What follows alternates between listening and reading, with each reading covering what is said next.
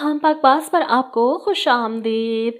सुकून ड्रामे में बिलाखिर वो सब आ गया जिसका सबको बेसब्री से इंतज़ार था। हमदान को ऐना से मोहब्बत होने लगी है और इस मोहब्बत को वो महसूस भी करने लगा है।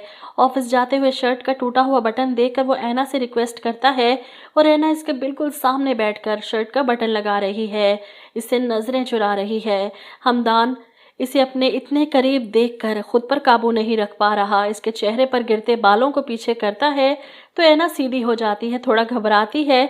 तो हमदान इसे कहता है, शोहर हूँ तुम्हारा, सच का सामना नहीं कर सकती क्या? जिस पर ऐना कहती है, जो सच आपकी मुश्किल में इजाफा करे इसे ना बोलना ही अच्छा होता है। लेकिन हमदान को ऐना के मुंह से सुनना है कि वो पसंद करती है इसे। वो नज़रें चुराते हुए उठकर वहाँ से चली जाती है। बाहर जाकर शर्माती भी है, मुस्कुराती भी है, जबकि इधर हमदान इसके इस तरह शर्मा कर उठने पर खुद मुस्कुराता हुआ आईने के सामने खड़ा टाई बांध रहा है। एक साथ एक घर में रहते हुए, वो भी इतने मजबूत बंधन में बंधने के बाद मोहब्बत होना तो आम सी बात है। और हमदान को अब इस सब में कोई झिझक नहीं कि वो सच में ऐना से मोहब्बत करने लगा है। शाम में ऑफिस से वापस आकर ऐना से बात करते हुए इसको मुस्कुराते देखकर कहता है, ऐसी ही मुस्कुराती रहा करो, तुम्हारी हंसी बहुत खूबसूरत है।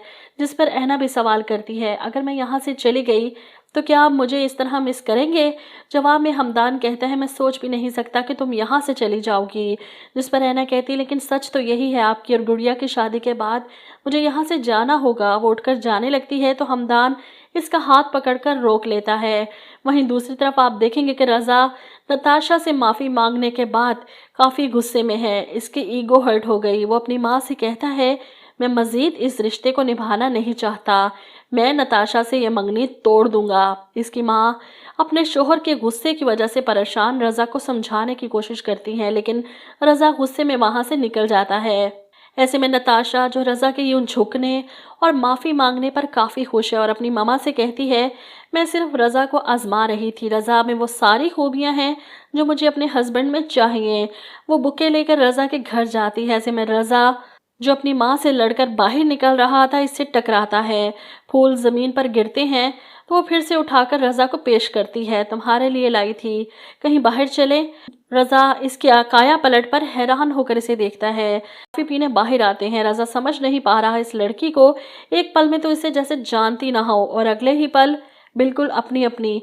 रज़ा भी ऐसे ही लड़की डिज़र्व करता है जो इसे जूती की नोक पर रखे, क्योंकि ऐना जैसी मोहब्बत करने वाली लड़की की इसने कदर नहीं की। और जिस वक्त इसे पता चलेगा कि ऐना हमदान की बीवी है, इसके घर में रहती है, तो इस वक्त ये तमाशा लगाएगा।